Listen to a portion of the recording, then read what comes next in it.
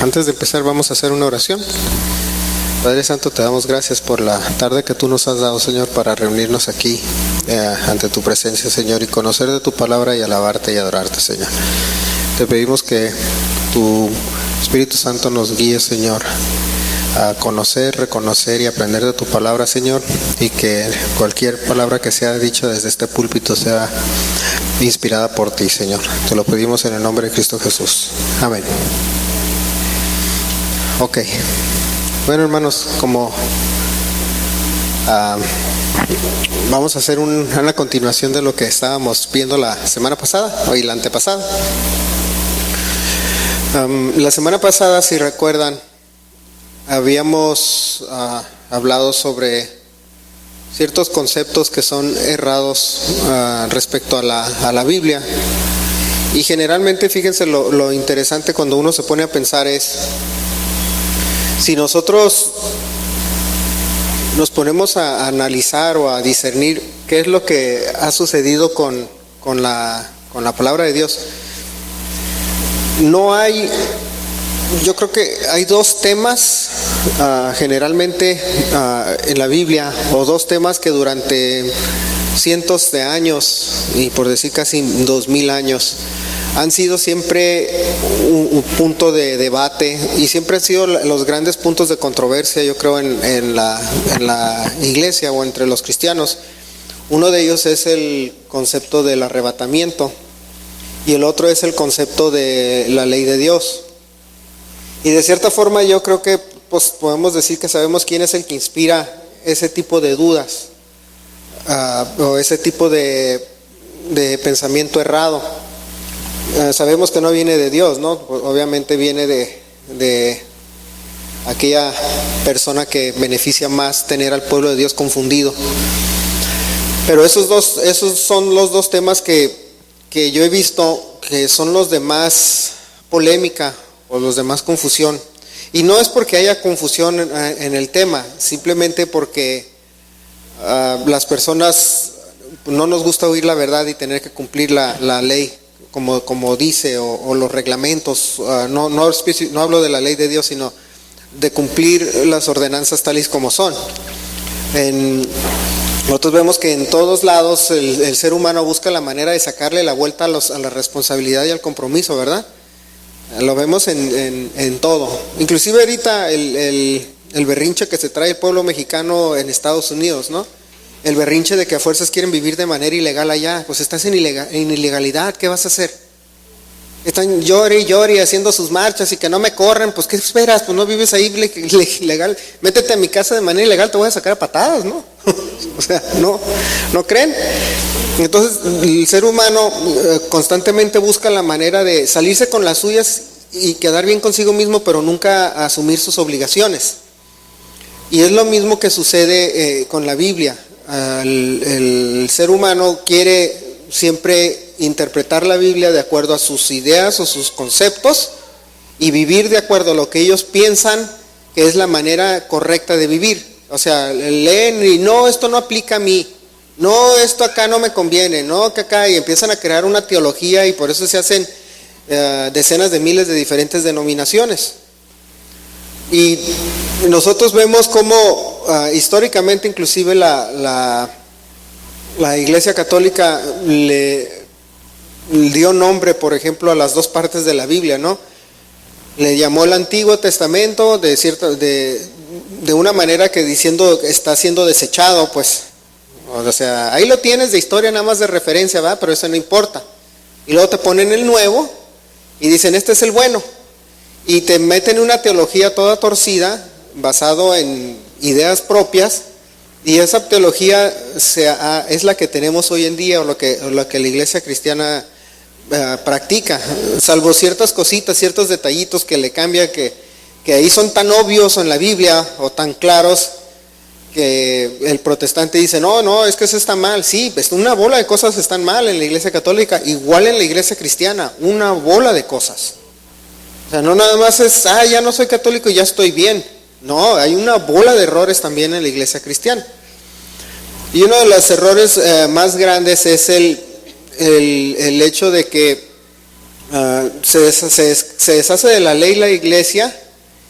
Fíjense, la iglesia dice, la ley ya no aplica para la vida del cristiano. Entonces, si no aplica, ¿cuál es el estándar de vida y de moralidad que va a tener un creyente? ¿Cómo vas a decir que está bien o está mal algo? ¿Qué referencia vas a usar? Ya no tienes ninguna. Porque dices, bueno, la ley de Dios ya no aplica. Bueno, entonces, ¿Ahora qué? ¿Cómo vas a vivir? Y no hay manera de que te conteste, ningún teólogo te va a dar manera. Y te van a salir con explicaciones así medio, como decimos a veces, medio fumadas, ¿no? Y te salen con la más obvia, te dicen, no, es que el Espíritu Santo me va a guiar. No, pues si a esas vamos, a mí una señora una vez nos dijo que el Espíritu Santo le dijo que le regaláramos el carro que teníamos. No, pues así sí, así cualquiera va a decir que hace lo que quiere, ¿no? Me acuerdo que le dijo a mamá, ay, vengo a decirte que el Señor me dijo que me regalaras tu carro. Le dice mamá, bueno, el día que el Señor me lo diga a mí, pues voy y te lo regalo. O sea, esa es la idea que tiene, con la que salen, ¿no?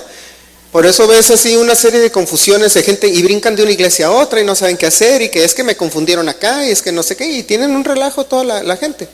Pero nunca ha habido en el Nuevo Testamento ni una parte donde diga no estamos sujetos a la ley para vivir, o no estamos sujetos a los ordenamientos de Dios para tener un estándar de vida o una regla con la que mides tu moralidad. No hay ninguna parte que lo diga en el Nuevo Testamento. Sin embargo, la gente inventa párrafos o inventa versículos o tuerce los que ya hay para su propio beneficio. Una de las partes de la Biblia muy obvias, que hasta el mismo Señor Jesús habla de eso, es en Mateo 5:19.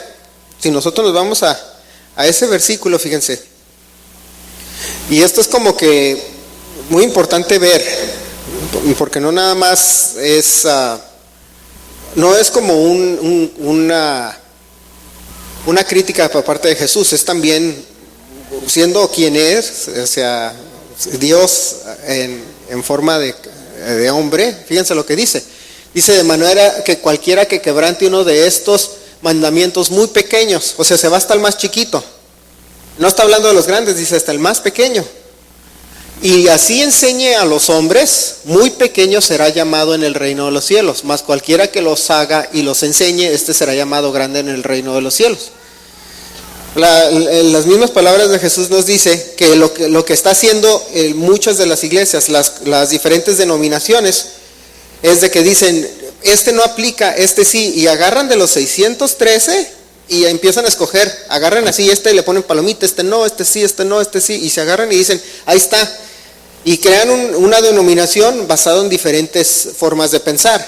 Inclusive en la denominación presbiteriana reformada, que en una confesión de fe, haz de cuenta que de repente las denominaciones sacan todo su libro, ¿no? Así como el católico tiene su confesión de fe, y luego tienen los luteranos, y tienen los mormones, y etcétera.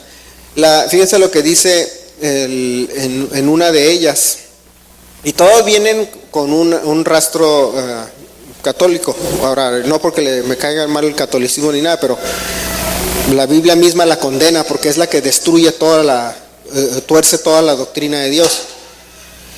Dice así en el capítulo 19, inciso 3 del charter de la Iglesia Presbiteriana Reformada, dice, todas las leyes ceremoniales ahora son abrogadas bajo el Nuevo Testamento. Así dice el charter de los presbiterianos. Ahora todas las leyes ceremoniales son abrogadas bajo el Nuevo Testamento. Pero Jesús, ahí es donde empieza el Nuevo Testamento, ¿no están de acuerdo? Y Jesús dice que no. Es decir, cualquiera que quebrante uno de estos mandamientos muy pequeños. Entonces, ¿quién tiene la razón? La iglesia presbiteriana, y entre esas hay otras, están la bautista, tienes un montón, o sea, presbiterianas, luteranas, pentecostales, tienes un montón, casi todas.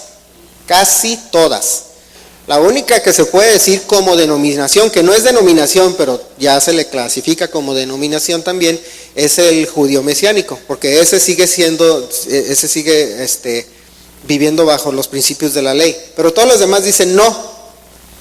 Y dicen, y este es un ejemplo de los presbiterianos dicen que todas las leyes ceremoniales de ahora en adelante ya son abrogadas bajo el Nuevo Testamento. Según ellos, Jesús dice que no. Y ese es uno de los primeros conceptos erróneos que tiene la iglesia. Muchas de personas que estamos aquí, ya sea que vienen de otras congregaciones o vienen de la iglesia católica, que es en el 99% de los casos, ¿no? La gente que viene del catolicismo, no se celebraban las fiestas del Señor, celebraban las que les convenía o las que les gustaban.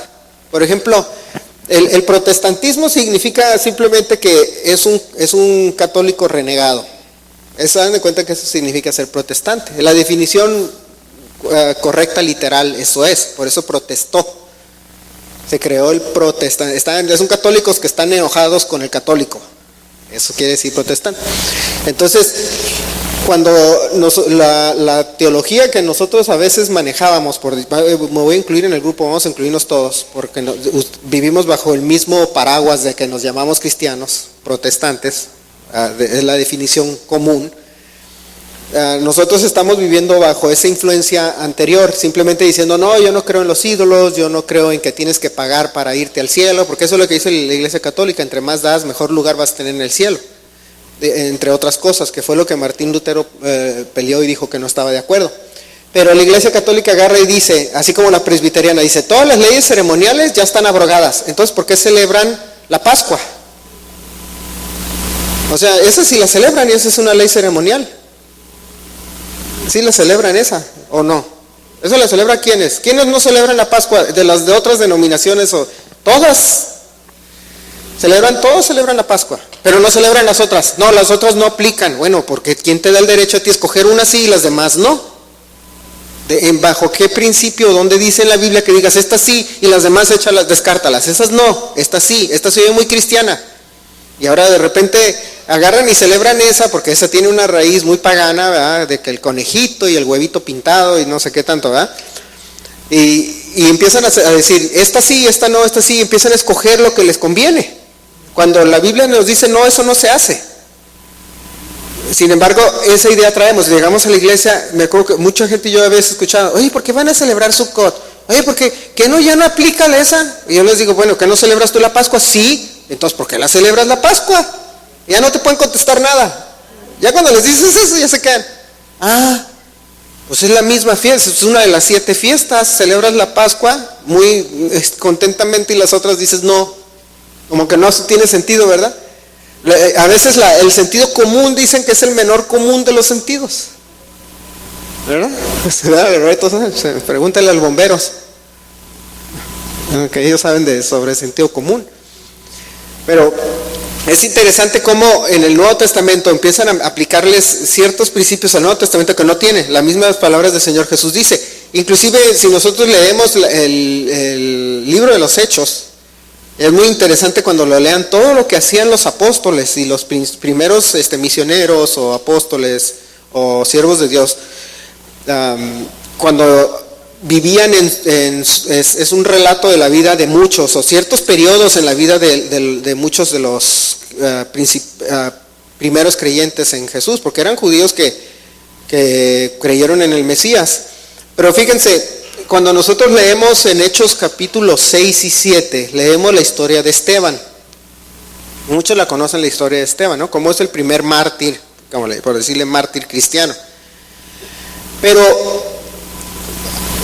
queremos que nosotros entender que en ningún momento, cuando nosotros leemos la historia de Esteban, lo acusaban a Esteban de hacer lo que hoy en día sí se hace, que es decir, que la ley de Dios está abrogada o desaparecida. Si nosotros nos vamos a Hechos 6, 13 y 14, podemos ver la acusación contra Esteban.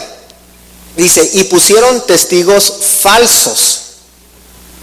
O sea, empezaron a mentir sobre lo que él hacía, diciendo que decían, este hombre no cesa de hablar palabras blasfemas contra este lugar santo y contra la ley, pues le hemos oído decir que ese Jesús de Nazaret destruirá este lugar y que cambiará las costumbres que nos dio Moisés. O sea, Esteban nunca, en ningún momento predicó en contra o hablaba en contra de la ley o en contra de las costumbres de Moisés. Por eso dice que le pusieron testigos falsos para acusarlo de manera falsa y para matarlo.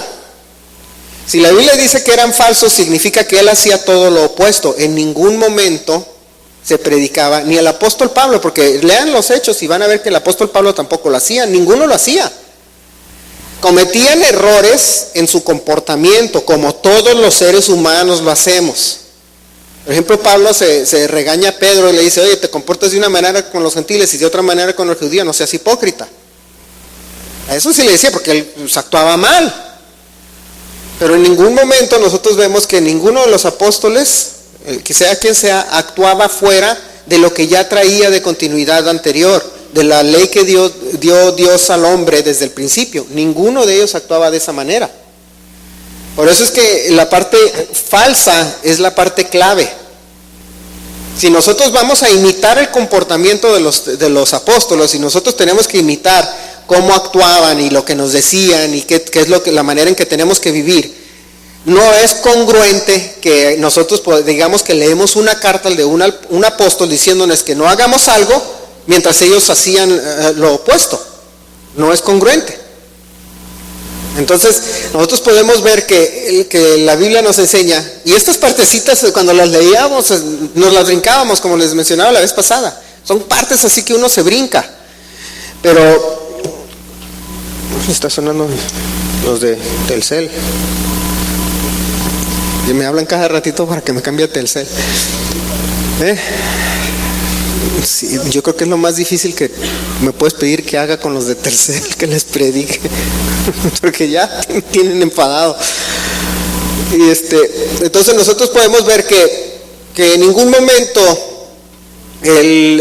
ninguno de los apóstoles estaba diciéndonos que hiciéramos lo opuesto. A pesar de que dicen, lee la carta y ahí dice, no dice, y lo vamos a ver ahorita. Pero curiosamente, el 90% del cristiano hoy en día, el 99% del cristiano hoy en día, sí hace eso. Habla palabras contra el lugar santo y contra la ley. ¿O no es así? Y dicen que cuando lo tienes que seguir, que es que te gusta ser legalista. No, pues si no. Pues es como si me dijeras que yo soy un buen ciudadano y obedezco la ley, ¿qué legalista eres?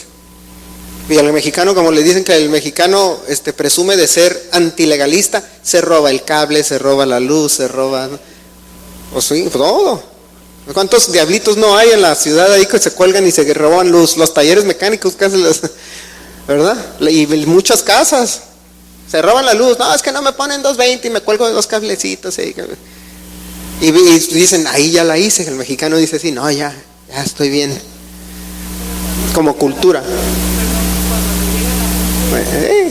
Y luego, les llega la multa, pero de todos modos van con un amigo que trabaja en la comisión para que no se la cobre. Porque ya no quieren ser legalistas, pues. Eso es lo que voy. Y no es por criticar a nuestra misma cultura, sino porque sí somos, y es la verdad y hay que aceptarla. Así somos. Nada más que nos duele que nos digan la verdad. Es cuando les digo que la gente que se anda quejando de cuando nos van a correr del otro lado, van a poner una barda. Pues si yo no cruzo por el cerro, yo cruzo por la garita. Pues si vean mi carro con trabajo, se puede mover aquí en Tijuana. Y luego quieren que me suba al cerro, pues yo no me voy a brincar por el cerro. O sea, luego inmediatamente el ser humano se va a salirse de lo correcto. Pero eso hace el 99% de la denominación o de la religión o de la fe cristiana. Predica eso. Con palabras blasfemas contra el lugar y contra la ley. Y hoy es una serie de gente que no sé. Pero la parte donde sí no predican en contra de la ley es la parte del diezmo. Ahí sí no te metas con el diezmo. ¿Ah? Ahí sí les conviene. Porque te dicen, no hay que cumplir con los mandamientos de Dios, son los 9, son 10, no, son 9 porque el otro ya no aplica. Pues ¿quién te dijo que no? Pues ¿dónde dice? ¿Verdad? Y pues entonces quítate el del diezmo. Pues no, ese sí no te conviene quitarlo, ahí son re buenos para meter ese, ¿no? Inclusive nosotros podemos ver lo que pasaba con los primeros conversos, fíjense. De acuerdo al libro de los Hechos en capítulo 21, versículo 20. Y fíjense lo que convertía cuando un judío se convertía o una persona se convertía al Mesías. pasaba lo que se había profetizado desde el Antiguo Testamento, que era en Jeremías 31, que dice que iba a poner la ley en su corazón y la iban a buscar más, y eso sucede. Fíjense, dice, cuando ellos lo oyeron, glorificaron a Dios y le dijeron, ya ves, hermano, cuántos millares de judíos hay que han creído y todos son celosos por la ley. Todos. Porque lo que te convierte, cuando te conviertes al Mesías, cuando crees en el Mesías, el anhelo más grande era, ahora sí, realmente obedecer los mandamientos de Dios. Antes no lo hacían, fíjense. Una de las cosas muy interesantes, muy curiosas de lo que sucedía en el pueblo judío es que el pueblo judío vivía tan alejado de la ley que tenía que mandar siempre el Señor profetas para decirles que regresaran. Les mandaba profetas, y leen Isaías, y leen Jeremías, y leen todo, siempre les andaba jalando las orejas diciendo, regrésate a cumplir la ley, y tú haces tus sacrificios, y esto es lo que sucede, y sucede mucho, fíjense, y se van a dar cuenta de los malos hábitos que a veces tiene el ser humano. Sucede mucho, por ejemplo, y es evidente y claro en la Iglesia Católica, ahora regresando otra vez ahí, todo el año se peca, pero llega el final del año y se van con el cura para confesarse y dan un diezmo para limpiarse del pecado. No sé quiénes practicaban el catolicismo antes y pueden darse cuenta que esa es la costumbre. No, les dices, dale bola a la iglesia al cabo, que luego voy y me confieso con el padre y doy una ofrenda o un diezmo a la iglesia y con eso ya me limpié. Eso es el pensamiento común. No sé si conocen gente así, yo he conocido gente que piensa así. Pero eso era el problema que hacía el pueblo judío, que decía, hacía lo que quería y luego agarraba y decía, no, al cabo que en el día en Yom Kippur, cuando vamos nosotros y nos confesamos y hacemos el sacrificio y ya me limpio, empiezo de cero y no hay problema. Entonces vamos a darle bola al hilacho todo el año, no pasa nada. Pero fíjense, cuando se convierten esos judíos al Mesías, empiezan a decir, ahora le tienen amor y deseo por ahora sí vivir de acuerdo a como Dios quería que viviera, bajo los principios de Dios. Contrario al pensamiento moderno que decía que ahora la gracia sustituía todo eso y ya no había nada que cumplir. Y cuando nunca en la Biblia, históricamente hablando, jamás existía ese pensamiento en el pueblo judío, nunca. Era todo lo contrario, es decir, ahora que ya creo en el Mesías y ya sé quién es y ya se cumplió, ahora quiero yo cumplir la ley. Pero ¿qué nos han enseñado en las congregaciones o no sé, en los libros, en los videos que sacan o en las predicaciones, que era todo lo contrario? Decir, no, y ahora ya no tienes que vivir así, ahora vives bajo la gracia, haces lo que quieras. Sin embargo, no era el pensamiento original. Fíjense que una de las cosas también que sucede es que si nosotros vemos, si estamos en Hechos 21, más o menos son como unos 20 años después de la conversión de Pablo. Fíjense, 20 años más o menos después de haberse convertido a Pablo, de haber estado en ese camino a Damasco que se topa con Jesús. Y dice Hechos 21-26, nos relata una cosita bien curiosa que le dicen, que tenían una asamblea ahí y hablan con él y le dicen, ve al templo a purificarte. Y fíjense lo que hace, dice, entonces Pablo tomó consigo a aquellos hombres y al día siguiente, habiéndose purificado con ellos, entró en el templo para anunciar el cumplimiento de los días de la purificación, cuando había de presentarse la ofrenda por cada uno de ellos.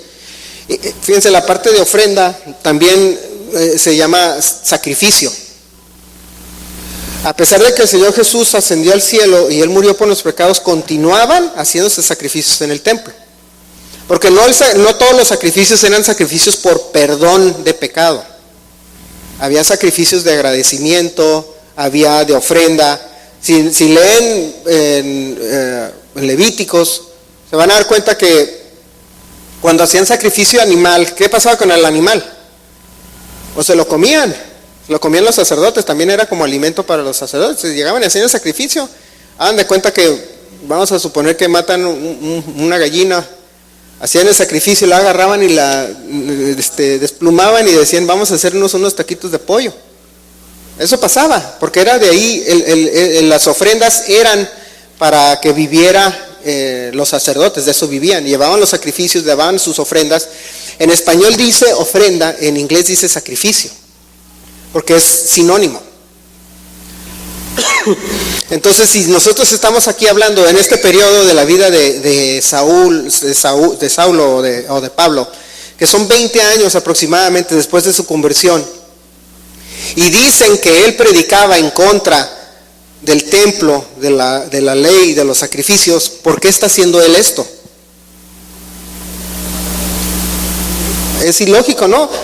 Por eso es que muchos acusan hoy en día, muchos incrédulos o pseudoteólogos o gente que no lee, a veces dice que Pablo era como esquizofrénico, de doble personalidad. Un día en contra de la ley del templo y de los mandamientos, y otro día a favor. Bueno, ¿quién lo entiende? No, es que nunca estaba en contra. Él jamás en ningún momento estaba en contra. Y si él nos está poniendo el ejemplo, ¿por qué nosotros vamos a cambiar las cosas de como eran? Porque es que la iglesia cristiana la cambió, diciendo que no, jamás, en el momento que se fue Jesús cambió todo. No cambió nada en absoluto. Lo que pasa es que ahorita ya no hay templo. Pero fíjense lo que dice la Biblia. Si nos vamos a Ezequiel, en Ezequiel lean sobre, ahorita no voy a, Ezequiel 43, 44, que lo vimos la semana pasada, y también Zacarías 14, 21, habla sobre futuros sacrificios durante el milenio. Y les enseñé la vez pasada donde decía que el Señor iba a juzgar a los que comían, ¿qué? Comida china, comían rata y todos esos animales, ¿no? Decía, y es ilógico, ¿no? Dice, primero dice, no comas nada de esto, y ahora viene Jesús y dice, ahora sí puedes comer, y luego en el milenio te va a decir otra vez no puedas comer. Bueno, ¿quién te entiende? Dices sí, luego dices no, luego dices sí, luego dices no. Bueno, eso es un Dios esquizofrénico. Entonces, volviendo a lo mismo, no tiene sentido porque jamás en ningún momento lo cambió. Por eso es que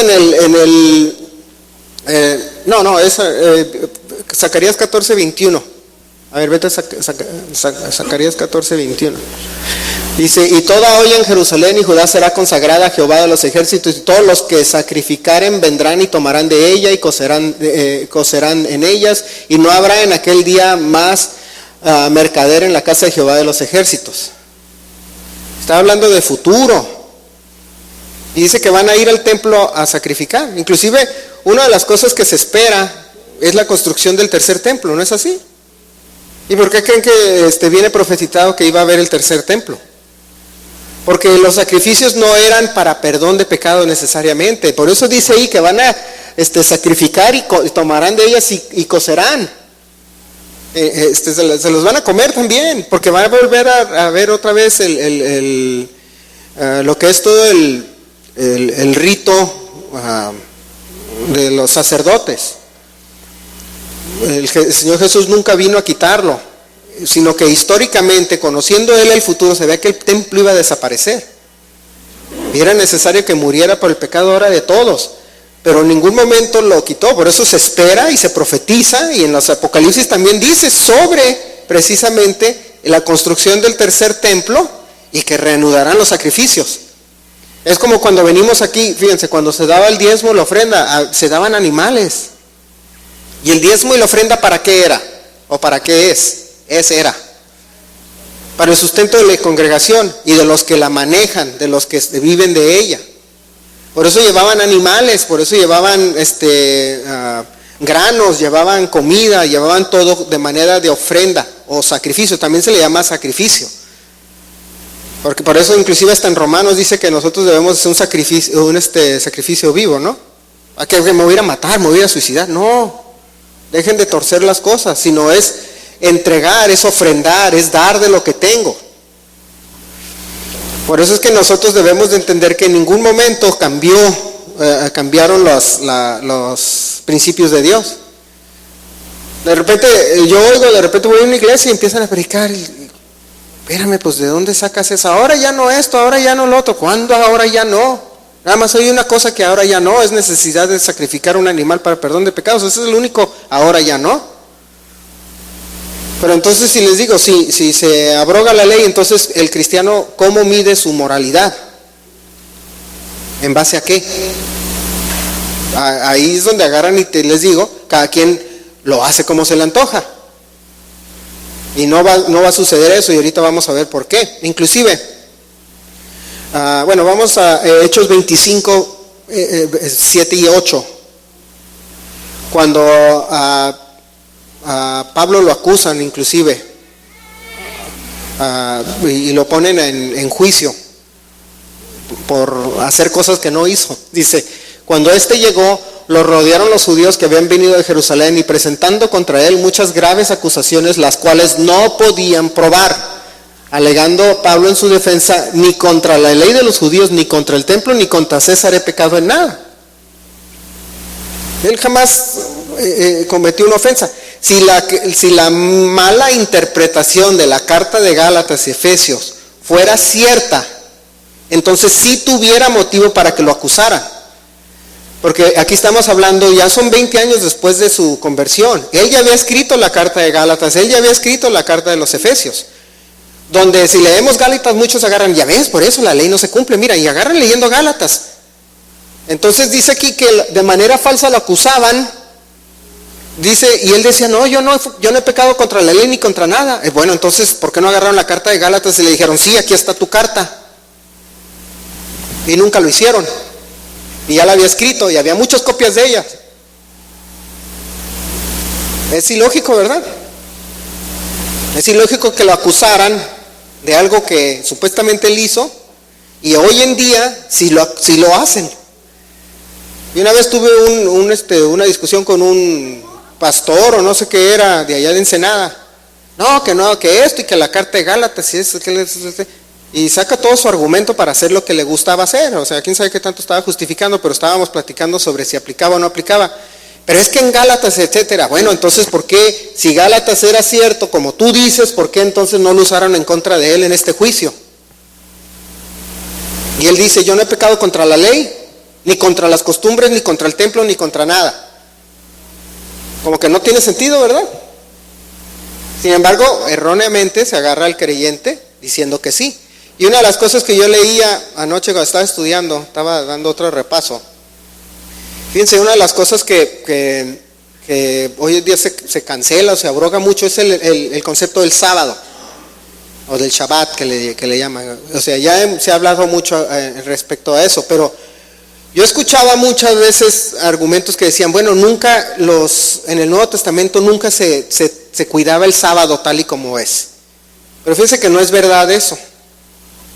No es verdad. Si nosotros nos vamos a Hebreos 4:3, nosotros podemos ver que lo que dice, ay, qué rápido, dice, pero los que hemos creído entramos en el reposo, de la manera que dijo, por tanto juré en mi ira, no entrarán en mi reposo, aunque las obras suyas están acabadas desde la fundación del mundo. Entramos en su reposo, síguele. Porque en cierto lugar dijo así del séptimo día, y reposó de todas sus obras en el séptimo día. ¿Síguele? Y otra vez dijo, no entrarán en mi reposo. Está hablando del juicio porque hagan de cuenta que esto es una repetición de algo que venía en Éxodo y creo que en Jeremías también, donde hablaba que nada más el pueblo agarraba y hacía sus sacrificios para quedar bien con Dios. Pero él decía, no, aunque tú hagas tus sacrificios, de todos modos no vas a entrar en mi reposo, le está diciendo, porque es una hipocresía lo que estás haciendo. Y dice, y sigue adelante, dice, por tanto, puesto que falta que algunos entren en él, y aquellos a quienes primero se les anunció la buena nueva no entraron por causa de desobediencia. Otra vez determina un día hoy diciendo, después de tanto tiempo por medio de David, como se les dijo, si oyeres hoy su voz, no endurezcáis vuestros corazones. ¿Síguele? Porque si Josué les hubiera dado el reposo, no hablaría después de otro día. Por tanto, queda un reposo para el pueblo de Dios. Porque el que ha entrado en su reposo también ha reposado de sus obras como Dios de las suyas. Procuremos pues entrar en aquel reposo para que ninguno caiga en semejante ejemplo de qué. Está hablando de un reposo, como ahorita los teólogos dicen, un reposo futuro de nuestra muerte por haber creído en Jesús. O sea, yo muerto, resucitado, o como le quieran llamar, voy a entrar en el reposo, porque así dicen, en el momento que murió Jesús ya entras en el reposo. Ok, bueno, eso es una verdad. pero yo no puedo entrar en una desobediencia si estoy muerto. ¿Sí me explico? Está hablando ahí a los hebreos, o sea, yo no puedo agarrar y decir no reposo o no descanso y ser obediente. Se está diciendo ahí, dice, en pocas palabras nos está diciendo, guardando el día del reposo o no guardándolo caes en desobediencia. Yo no puedo ser desobediente al morir. Muchas veces eso se usa, estas partes se utilizan y se malinterpretan diciendo que el sacrificio del Señor Jesús es ese reposo. Sí y no. Sí, porque es una verdad, pero no porque no podía yo entrar en desobediencia nada más al creer. Es una contradicción. Entonces nos dice que si no guardamos, vamos a simplificarlo, si no guardamos el día de reposo entramos en desobediencia, porque también es un mandamiento. Es un mandamiento entrar en reposo. Entonces si nosotros creemos en Jesús, entramos en un reposo. O sea, debemos de obedecer con más celo la ley. Y es lo que hoy en día dicen, bueno, y aquí voy a hacer un paréntesis, dicen, bueno, ¿qué significa? ¿Que tenemos que nosotros reunirnos en sábado? ¿Está mal reunirnos en domingo? Fíjense que estaba leyendo yo sobre la historia de cómo sucedió el cambio a domingo. Sí tiene una raíz no bíblica. Pero vean lo que sucedió en el siglo XIX, fíjense, en Alemania. El rabí Samuel Holdheim, que era el grupo de los rabinos reformados en aquel entonces. Porque acuérdense que la mayoría de los judíos en el siglo XIX vivían en Alemania y Rusia. Que es, si recuerdan la historia más adelante, Hitler los persigue, etcétera, pero vivían toda la mayoría de los judíos ahí, o una parte muy significativa. El rabí Samuel Holdheim en el siglo XIX agarró y cambió, por entre comillas, el día de reposo al domingo. Y hay muchas sinagogas hoy en día en diferentes partes del mundo que sus servicios los tienen en domingo y no los tienen en sábado. Y se quedan uno, ¿por qué no sabía eso? Yo sí sabía eso, pero no me acordaba quién era el que lo había instituido. Me puse a buscar ahorita. Dije, ¿quién era el que lo había instituido? Y agarró y lo cambió. Y le preguntaron, ¿por qué lo cambiaste a domingo? Y decía, porque en Alemania teníamos que trabajar de lunes a sábado y no podíamos descansar el sábado para reunirnos. Nos teníamos que reunir en domingo, porque así era la ley de la nación. Entonces es obvio, así como dice la Biblia, como decía el apóstol Pablo, que tenemos que obedecer las leyes del lugar donde estamos. Agarrar y decir, sí, pues no, Dios no se va a enojar porque no me dejan, o me muero de hambre y no trabajo, o tengo que cambiar el día, y lo tuvieron que cambiar. Y en ningún momento se vio como algo negativo. ¿Cuántas personas que están aquí ahorita trabajan en sábado por obligación de su jefe o su patrón? ¿Cuántas personas trabajan en sábado? Es obvio, porque vivimos en una nación donde en el trabajo nos obligan a trabajar, en la ley nos obliga a trabajar en sábado. Y lo bueno es que ya estamos más modernos. En el siglo XIX, hagan de cuenta que no había tales cosas como esas leyes antidiscriminatorias, ni esas leyes de trabajo laborales, ni nada de eso. Tenías que cumplir porque cumplías. Entonces la opción era, que decía el rabí, o nunca nos reunimos porque no nos dejan en sábado, o nos reunimos en domingo. Y se tuvieron que reunir en domingo. Si tuviéramos la capacidad ahorita, la manera de pedirle a Dios que nos explicara, ¿te molestó? Señor, tú te enojaste porque lo hicieron así. ¿Qué creen que va a decir Dios? Pues puede decir, pues no los dejaban. Inclusive eso fueron una de muchas razones por las cuales Hitler persiguió al pueblo judío en Alemania. Pero era necesidad, y eso es a lo que se refería también el apóstol Pablo. Dice, que nadie te juzgue en los días porque no viven lo que tú vives. Tal vez, no sé, imagínense, Roberto a veces no puede venir porque tiene que ir a salvar gente que está muriendo, como en las películas, ¿no? Yo me imagino que el Señor no está arriba en el cielo enojado porque Roberto no vino al servicio. Inclusive el Señor Jesús decía, el sábado fue hecho para el hombre, no el hombre para el sábado. Y decía en Isaías, procura abstenerte de hacer el mal. el hacer el bien, el ir a rescatar gente, hacer el servicio, ser policía, etcétera, en el día de reposo, ahorita ya lo hacen en Israel. Es algo que Dios ve con ojos buenos. Entonces, pero eso no quita la verdad de la ley, de que el día es el día del reposo. Pero que dicen, es que si lo cambiamos a sábado, pues la mitad no viene. Porque muchos trabajan y pues si no vienen ellos, no vienen los hijos, no viene la esposa, no viene la bola. Porque es la necesidad o es la ley de la tierra en la que, o del lugar en donde nos puso Dios. Pero eso nunca cambió lo que sería la verdad de los mandamientos de Dios. Dice, nosotros, inclusive en otras traducciones dice, nosotros que creemos, entramos en el descanso sabatino. En otras traducciones de Hebreos 4:3. Que a veces de repente leemos y es difícil entender el concepto. Que tengo que leerlo todo, que leer un pedacito, etcétera. O sea, en otras palabras, el Señor Jesús también nos dio ese mandato y también nos dio ese privilegio de poder nosotros entrar en ese día de reposo. Algo que antes era nada más del pueblo judío. Porque los gentiles no celebraban el sábado, no descansaban en sábado. Por eso en Alemania descansaban el domingo. Pero dice la Biblia que también nos dio ese privilegio a nosotros de descansar en sábado. Y pues vimos aquí lo que le pasó al apóstol Pablo, ¿no? Inclusive, fíjense, la palabra dice que Pablo era una persona que no era intachable de acuerdo a la ley. Intachable. Y si nos vamos a Deuteronomio 12:32,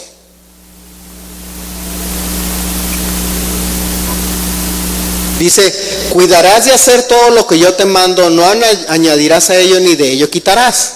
Ok, no puedes quitarle y agregarle. Era intachable a Pablo, en ningún momento le agregó ni le quitó. Ahora vámonos al capítulo 13, versículo 11. Para que todo Israel oiga y tema y no vuelva a hacer en medio de ti cosa semejante a esta, o sea, a abrogar la ley o quitarle o no cumplir con ella. Pero en el Antiguo Testamento o en los tiempos de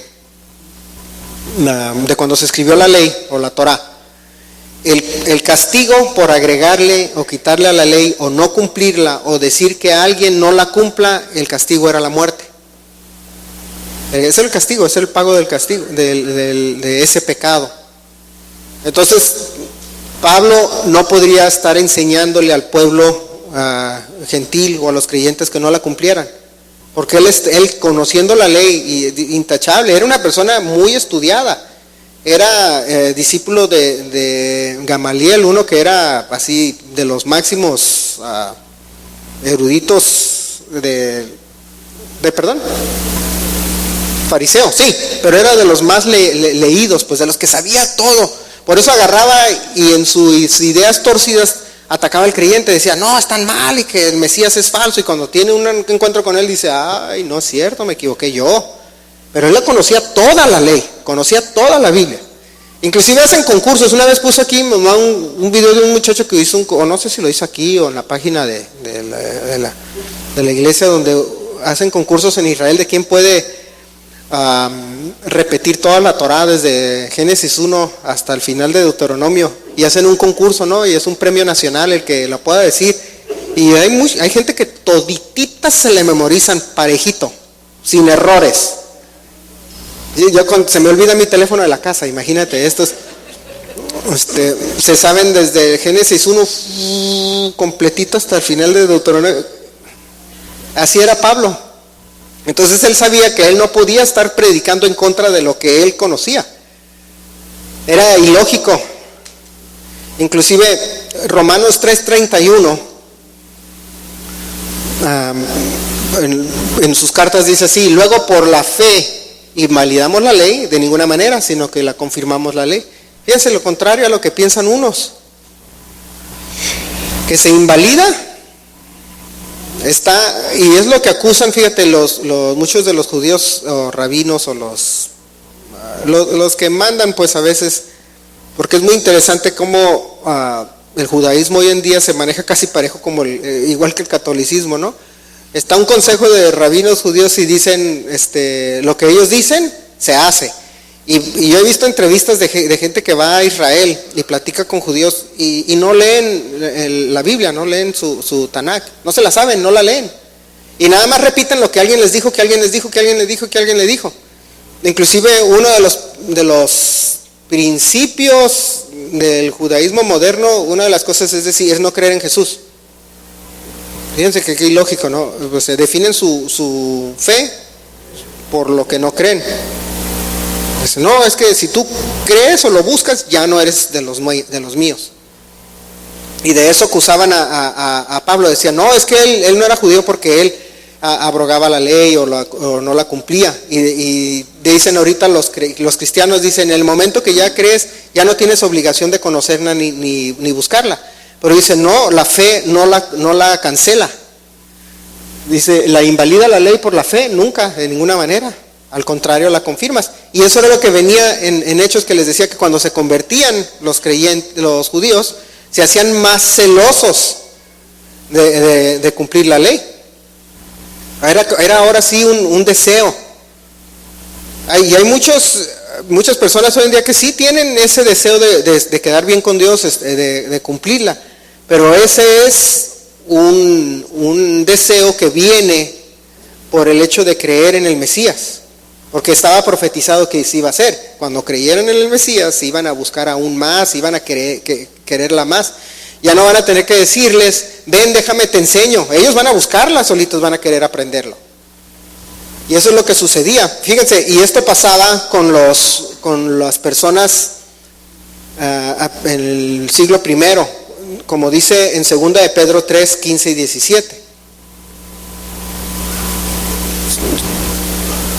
De 15 al 17, ok. Dice, y tened entendido que la paciencia de nuestro Señor es para salvación, como también nuestro amado hermano Pablo, según la sabiduría que le ha sido dada, os ha escrito. Casi en todas sus epístolas, hablando en ellas de estas cosas, entre las cuales hay algunas difíciles de entender, las cuales los indoctos e inconstantes tuercen, como también las otras escrituras, para su propia perdición. Así que vosotros, oh amados, sabiéndolo de antemano, guardaos no que seas arrastrados por error de los inicuos, caigáis de vuestra firmeza. Regrésate al 16. Dice que los indoctos e inconstantes tuercen. Y ese es el problema que ha sucedido en las iglesias o en las congregaciones durante pues casi 2000 años o más, ya andamos cerca de ahí de los 2000 años. Que no la leen, no la conocen y la tuercen a su conveniencia. Y en otras palabras, en otras traducciones no dicen los indoctos, dicen los ignorantes. También dice, en inglés dice ignorantes. Es como cuando llega yo he visto los curas de repente, o el papa, ese sí es el ignorante de los más. De repente sale con una cosa, ¿de dónde? Y luego ahora dice que no necesitas creer en Jesús para irte al cielo. Entonces, entonces quítate las túnicas que trae y vete. Digo, pues si asiste a esas las hacemos, ¿qué haces ahí metido de papa? Porque ese sí es el ejemplo mayor de ignorante, ¿no? Sí, pues trabaja, claro que trabaja para el contrario. Pero es ilógico, es decir, agarren y que llegue un doctor y diga, nadie ocupa los doctores, pero yo soy doctor. Entonces, ¿para qué eres doctor? Es ilógico lo que tú me estás diciendo, no tiene sentido. O sea, no me ocupa, nadie ocupa, hagan lo que quieran, pero soy doctor, por si me ocupan. Bueno, ¿te ocupo o no te ocupo? Pues, ¿qué? Cambia de profesión entonces, ¿no? Pues si no te ocupa, nadie te va a buscar. Es la cosa más absurda. Y por eso dice los indoctos o los ignorantes, dicen otras palabras, y donde dice inconstantes, tuercen, en inglés dicen las personas inestables. O sea, ¿quiénes son los inestables? De repente en serio lo vemos, yo de repente veo que ponen videos de que fulano predicador, y el pobrecito del Cash Luna le han de zumbar los oídos las 24 horas del día. ¿verdad? Porque se saca cada cosa. Y digo yo, ahí sí, el ejemplo perfecto de indocto, ignorante, inestable, inconstante. Porque tuercen todo para su propia conveniencia. Y luego estaba pusieron así en una página de la voz en el desierto. Y decían uno, ay, ustedes nada más hablan de ellos y deberían de orar por ellos. Y le digo, bueno, esa es la manera cobarde de salirte de un argumento, ¿no? O sea, ahora ya no puedo criticar a alguien, tengo que orar por él. Curiosamente la Biblia también habla de no ores por ellos. Hay partes donde dice la Biblia, ni ores por ellos porque mi ira va a caer sobre ellos, y no y pidas porque no me voy a retractar. Así dice Dios en Jeremías 7 y 11. Capítulo 7 y en el capítulo 11, en dos partes lo leí, donde dice, ni pidas por ellos. Entonces no siempre ese es el recurso correcto. Hay que pedir por fulano. Bueno, sí hay que pedir, pero hay veces que ni Dios no te va a escuchar, porque no tienen remedio, porque son de estos. Pero lo tuercen todo a la conveniencia, pues el ser humano, como les decía al principio, tuerce las cosas a su conveniencia. Y no debemos de ser así, debemos de decir, si algo dice la Biblia y es absoluto, yo no tengo por qué estarlo discutiendo y alegando.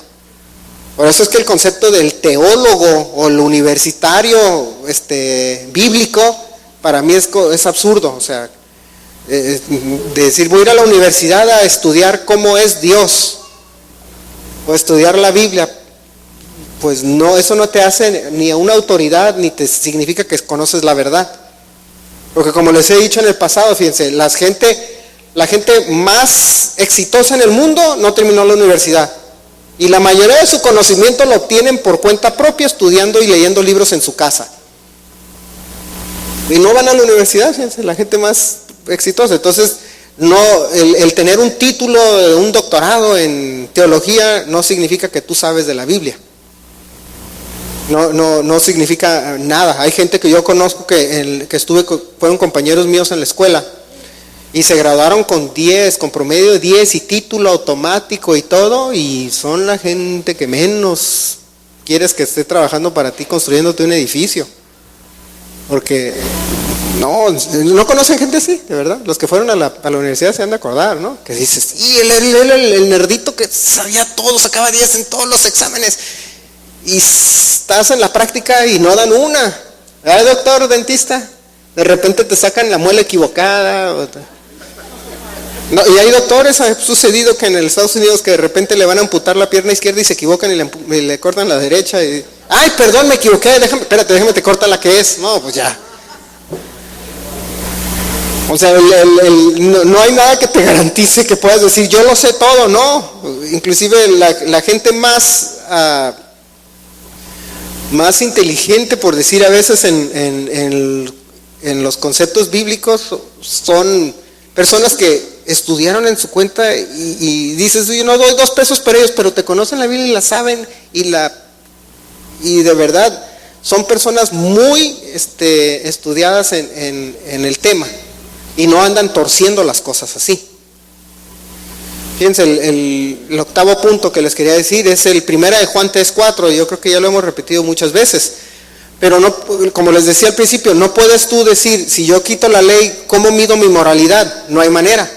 Y Juan decía así, dice, todo aquel que comete pecado infringe también la ley, pues el pecado es la infracción de la ley. O sea, yo no puedo medir mi moralidad como creyente así nada más en el aire, de manera espuria, yo agarrar, inventar leyes, inventar conceptos. No, esto sí, esto no, esto sí, esto no, esto. Y el de al lado va a decir lo contrario, y el de al lado va a decir también, del Señor me dijo que me dieras tu carro. Y el de al lado va a decir esto. O sea, se agarran inventando cosas, como les mencionaba. Entonces la única manera de que nosotros podemos decir, estamos bien o estamos mal, es como decía aquí. El pecado es precisamente esa infracción de la ley. Cuando vino Jesús a morir, ¿murió por qué? Por nuestros pecados. ¿Por qué? Porque el hombre que hacía no cumplía con la ley. Si no, no habría, como dice, no habría estatutos o una carta de decretos donde nos condenara. Una persona si yo cometo un crimen que no está en ninguno de las cartas o de las leyes, aunque de seguro todo está allá, ¿verdad? Porque los abogados inventan leyes para todo, ¿verdad? Y los diputados.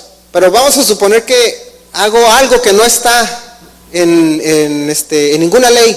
Yo no puedo ser condenado por eso, porque yo no violé ningún principio, nada. Y eso es lo que sucedía hace muchos años, que cuando empezaban ciertos negocios, se enriquecían porque no había regulación sobre cómo manejar ciertas cosas en los negocios. Entonces cuando agarraban y se daban cuenta que estaban haciendo una tranza a alguien, no le podían hacer nada, pero luego inventaban la ley, pero la ley dice que no es retroactiva. Ya no pueden agarrar y decir una ley ahorita y decir que lo que hice ayer era ilegal. No, ayer ya pasó, ya no me lo puedes cambiar, ya no me puedes acusar. Por lo tanto, cuando el ser humano estaba mal ante Dios, estaba mal, ¿por qué? Porque estaba violando sus leyes. Es por eso que el Señor Jesús vino a morir, porque toda la humanidad estaba no cumpliendo con sus principios. Si no, no hubiera motivo para que muriera Jesús. Dice, bueno, todos están bien, entonces, ¿para qué voy a morir por sus pecados? No hay pecado, porque no hay manera de medir si hicieron bien o mal. Entonces, cuando el Señor Jesús murió, nunca canceló eso.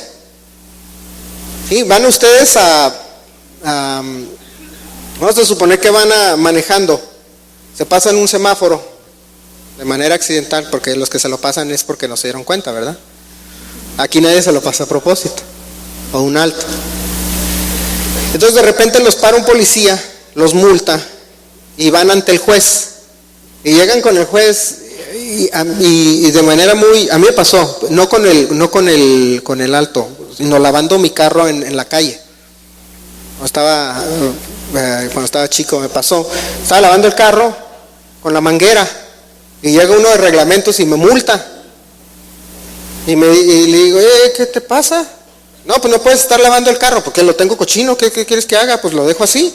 No, dice, es que lo tienes que lavar con cubeta, ya saben que hay un reglamento así, ¿verdad? Y de repente vas la multa. Y pues ni modo, pues me da la multa. Entonces agarra y le digo, oye, yo no sabía que existía esta ley. ¿Y qué es lo que me dijo el de reglamentos? Dice, la ignorancia de la ley no te exime de cumplirla, ¿verdad? Entonces agarro y voy con el juez. Y llego con el juez, pues era estudiambres en ese entonces. Entonces llego con el juez. ¿Y sabe qué, juez? Pues es que me tenía que ir a pagar porque no podía renovar placas si no pagas tus multas, ¿no? Entonces agarro y llego con el juez y ¿sabe qué? Es que tengo esta multa y me pasó esto y lo otro. Y me dice lo mismo, no, que la ignorancia, bla, bla, bla. Sí, le digo, pero pues yo soy estudiante y no tengo para eso. Y la verdad yo no sabía que existía esa ley, la verdad.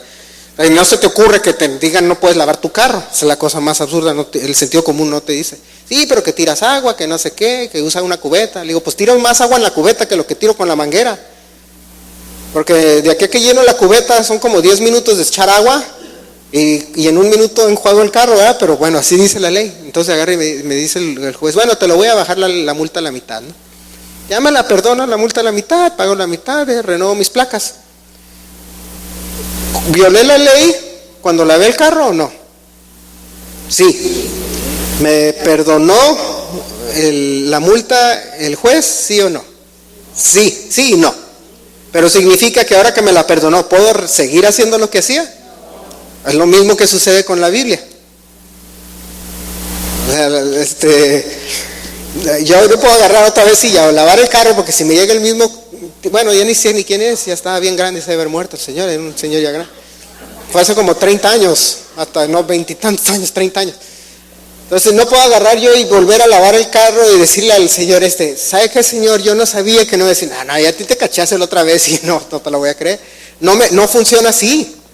O sea, si yo ignoraba la ley, bueno, sí, así como nosotros decir, no, yo no sabía que estaba violando los principios de Dios. Por eso el Señor Jesús murió por mí, así como el juez me bajó mi castigo, pero no significa que la ley desapareció porque me lo perdonó. No funcionan las cosas así, ni aquí ni en China. Pobres chinos, ni aquí ni en China funcionan así las cosas. Es lo mismo que sucede, por eso es que decía ahí, todo aquel que comete pecado infringe también la ley, pues el pecado es la infracción de la ley. Eso pasaba con la humanidad. Estaba infringiendo la ley a pesar de que la ignoraba, pero de todo modo no la estaba cumpliendo. Así pasaba, no sabíamos que estábamos fuera de eso, pero Jesús vino a morir por nosotros, pagó la paga de esa infracción, pero no significa que desapareció la ley por la cual fui perdonado. Sino entonces, si desaparece, entonces, ¿para qué murió? Es un circulito vicioso, no tiene sentido. Fíjense, Hebreos 13:8. Dice aquí, Jesucristo es el mismo ayer, hoy y por los siglos. Dice en Juan 1, dice que en el principio era el Verbo, y el Verbo era con Dios, y el Verbo era Dios. Esa es la palabra verbo, verbo, pues, sustantivo predicado, ¿qué? No, la palabra en inglés, por ejemplo, se llama la palabra, o la Torá, también, ¿sí? Entonces, en el principio, por decir la Torá era Dios y era con Dios, etcétera. O sea, el mismo que nos dio la ley era Jesús.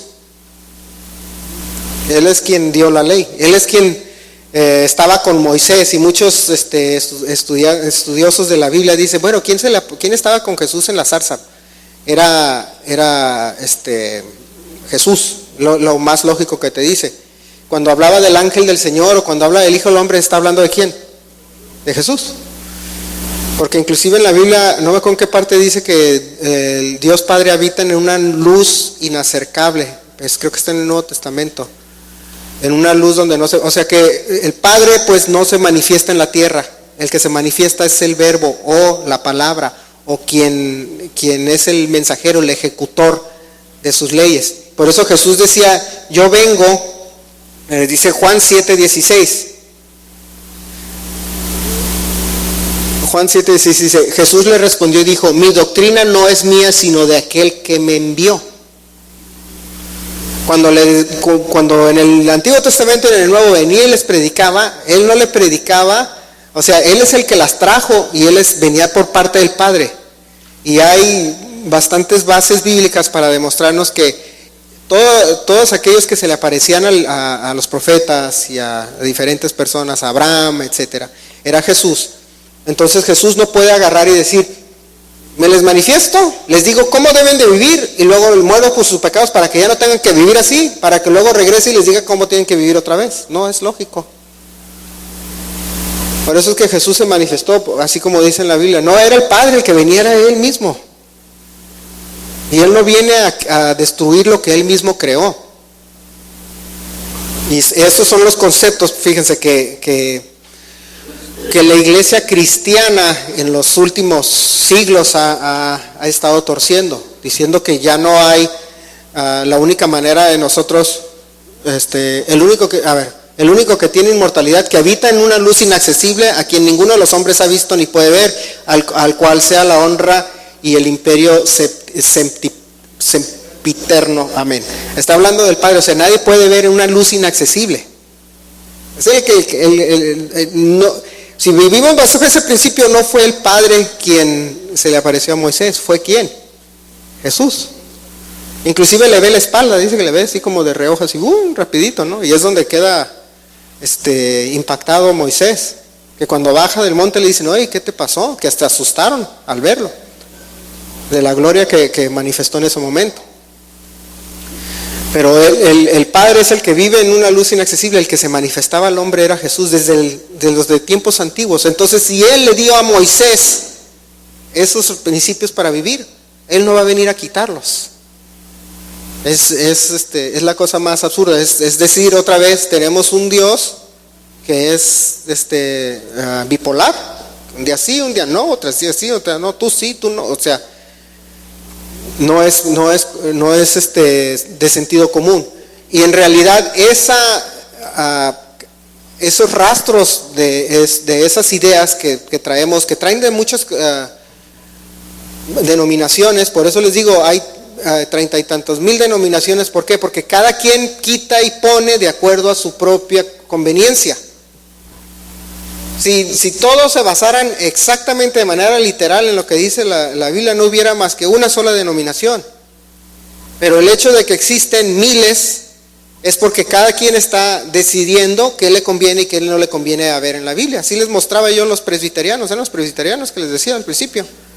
Sí, ¿verdad? Dice, todas las leyes ceremoniales ahora son abrogados bajo el Nuevo Testamento.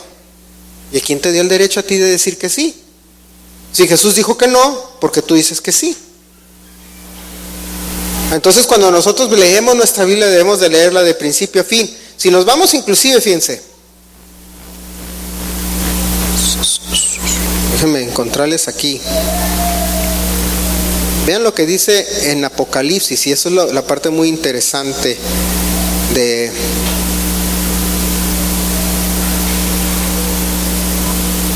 Ahorita les voy a encontrar los versículos, porque ayer que estaba estudiando me quedé con unas páginas, dije aquí las voy a guardar. Pero en Apocalipsis,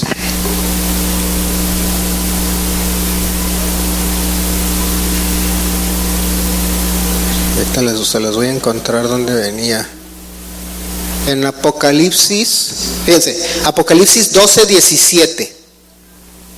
Ya con esto vamos a terminar con estas partes. Apocalipsis 12:17 dice, entonces estamos hablando ya del futuro, ¿verdad? Del final de los tiempos, ya está hablando de la historia, dice así. Entonces el dragón se llenó de ira contra la mujer y se fue a hacer guerra contra el resto de la descendencia de ella, los que guardan los mandamientos de Dios y tienen el testimonio de Jesucristo. O sea, fíjense, el testimonio de Jesucristo es los que guardan los mandamientos de Dios. Y ese es en Apocalipsis. Y nos vamos también a Apocalipsis 22:14.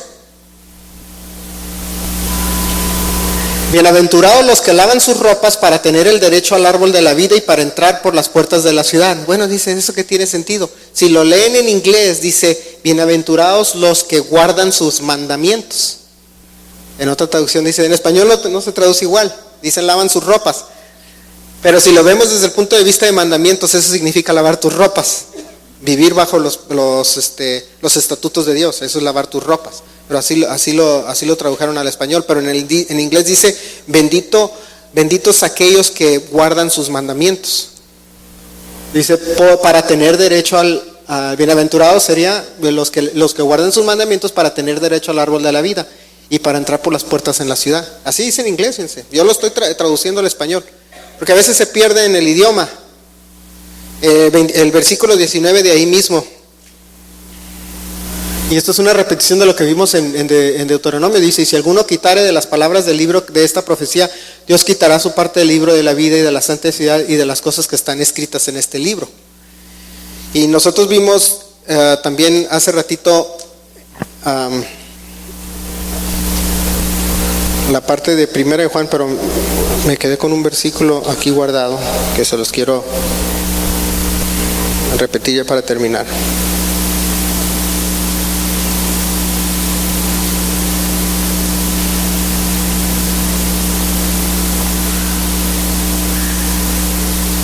Fíjense, Primera de Juan 5:1. De en adelante dice, y todo aquel que cree que Jesús es el Cristo, es nacido de Dios. Y todo aquel que ama al que engendró, ama también al que ha sido engendrado por él. En esto conocemos que amamos a los hijos de Dios, cuando amamos a Dios y guardamos sus mandamientos. Pues este es el amor a Dios, que guardemos sus mandamientos, y sus mandamientos no son gravosos. ¿Ven lo que está diciendo Juan? No son gravosos, no son pesados. Y eso mismo decía en Deuteronomio. ¿Se acuerdan la semana pasada que decía, el guardarme la ley no es pesada, no es gravoso? Y la manera en que dice que va a conocer quién es un hijo de Dios, es aquel que guarda estos mandamientos. A contrario a lo que enseña la teología moderna. La teología moderna dice que eso no tiene nada que ver y que vivimos bajo la gracia. La gracia ya le he explicado qué es. No tiene nada que ver con lo que ellos piensan. La gracia no es, yo después de que lavé mi carro y me perdonó el juez por decir la mitad de la multa, tengo derecho a regresar a seguir lavando mi carro en la calle. Eso es lo que dicen que es la gracia. Y que va a llegar el de reglamentos, me va a decir, ¿lo estás lavando otra vez? Sí, pero es que el otro juez me la perdonó. Sí, aquella vez, pero esta vez no. No canceló nunca el reglamento, nunca canceló la ley. Y debemos de nosotros, cuando nosotros queremos decir, bueno, estoy bien o estoy mal con el Señor, es la manera de conocer, es estoy bien o estoy mal de acuerdo a los principios de Dios. ¿Qué dice la Biblia sobre ellos? Inclusive hay 613 mandamientos. 613, ya se lo saben. Oye, yo los he leído y fíjense, ya no me acuerdo como de 3. Son 613. Unos, la mayoría, bueno, no la mayoría, vamos a decir como una cuarta parte no aplican. No porque yo diga que no aplican, sino porque yo no tengo rancho, no tengo granja, no tengo cosecha. Por eso no aplica. Otras no aplica, yo no soy sacerdote del templo, no aplica. No significa que sea cancelada, no, a mí no me aplica. ¿Sí me explico? Inclusive hay gente hoy en día que se quiere decir, yo voy a seguir la ley de Dios, y se dejan las barbotas y se dejan todo eso. Eso es para los levitas, para ti no aplica. La ley sigue siendo absoluta, pero hay cosas que no aplican. Porque también dice la ley que si yo estoy en el campo y estoy recogiendo la cosecha y se me cae algo, que no me agache a volverlo a levantar, ese se lo dejas a los pobres. Fíjense, lo que pasaba era que iban caminando por los surcos o lo que sea, ya sea surcos de lechuga o los árboles naranjos, lo que tú quieras, se les caía el piso. Atrás venían la gente necesitada en los campos, se quedaban así esperando que cuando terminaron el campo ya podían ellos entrar y ellos podían recoger todo lo que estaba tirado. Y era la manera de que, por decir de una manera divina, en el que Dios les daba. Sí, ese es lo que palabras de Jesús. Sí, lo leímos hace ratito también. Si me amas, guardas mis mandamientos. Pero esa era la manera en que el Señor le daba de comer a los pobres. Por proceso divino, Él sabía que se iba a caer, y ya, de seguro Él ya sabía, pues se va a caer, cuánto va a permitir que se caiga, para cuánto darle a los. No aplica a mí, ¿por qué? Porque yo no trabajo en un campo. Y por eso ustedes no, muchos, ¿quién aquí trabaja en un campo? Nadie. Pues no aplica a ustedes. Yo trabajo de arquitecto, no, si se me cae el lápiz, pues no se lo tengo que dar, ¿verdad? Pues sí, pero pues de todos modos el principio sigue estando ahí. ¿Qué sucede cuando a veces nosotros decimos, esta camisa ya no me queda porque engordé o enflaqué? Más que nada engordé. Se la das a alguien, no la tiras, pero estás siguiendo el mismo principio de que si se te cayó el fruto, no lo recojas. Siguen siendo, y eso dice la ley. Pero lo vivimos gracias a Dios, que el Espíritu Santo es el que nos habla y nos dice, hey, ¿sabes qué? Pues hay que dar a los necesitados, hay que hacer. Eso es parte de la ley, pero un día de esto los vamos a leer en los 613. Y lo van a leer y van a decir, oye, es un montón. Pero fíjense que una persona que se convertía, se los quería aprender todos y quería vivirlos de acuerdo a todo. ¿Y qué va a suceder? Fíjense, ¿qué es lo que dice el Señor sobre la promesa? Así como la promesa del diezmo era ¿qué? O es que, ¿cómo dice Malaquías 3:10 de la promesa del diezmo? Probadme en esto, que abriré las ventanas del cielo y derramaré bendición hasta que ¿qué? Sobreabunde. También en Deuteronomio lo vimos la vez pasada. El beneficio o el premio por cumplir todos sus mandamientos es ¿qué? ¿No se acuerdan? Dice que serán prósperos en todo lo que hagan.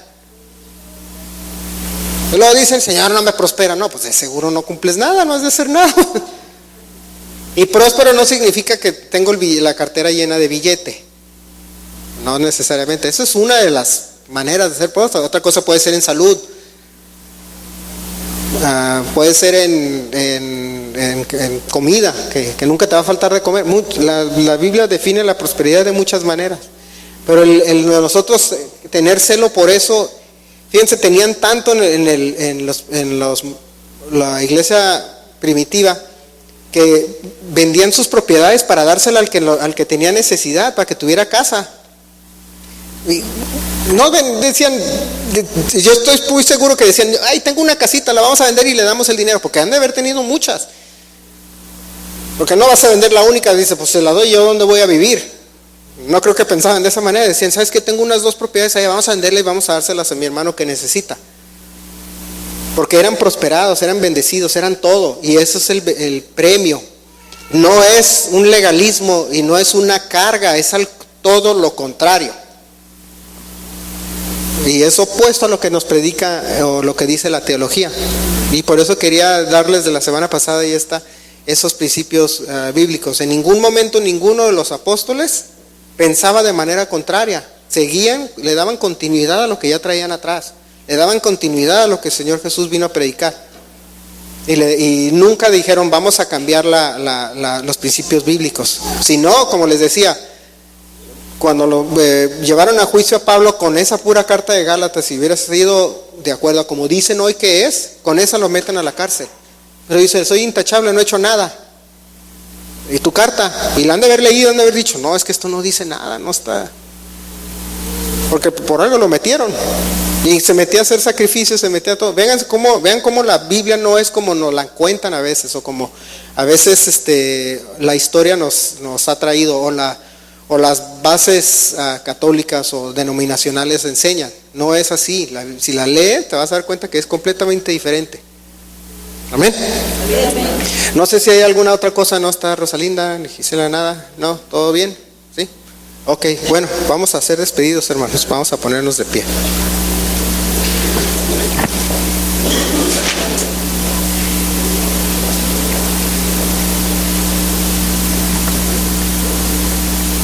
Vamos a hacer una oración. Padre Celestial, gracias te damos por la tarde que tú nos has dado, Señor, por estos momentos, Señor, de aprendizaje de tu palabra. Te damos gracias, Señor, porque tú constantemente nos abres los ojos, Señor, para conocer más de cómo debemos de vivir y lo que tú realmente tienes guardado para nosotros, Señor, y porque nos sacas del error. Te pedimos, Señor, que tú acompañes a cada familia que está aquí, Señor, que los protejas, Señor, que los cuides del clima, Señor, los cuides de cualquier enfermedad, Señor, y que los bendigas en sus trabajos y en su salud y en sus vidas en general. Y te damos gracias, Señor, porque sabemos que tú siempre estás viendo sobre nosotros y nos guardas. En el nombre de Cristo Jesús. Amén. Están despedidos, hermano.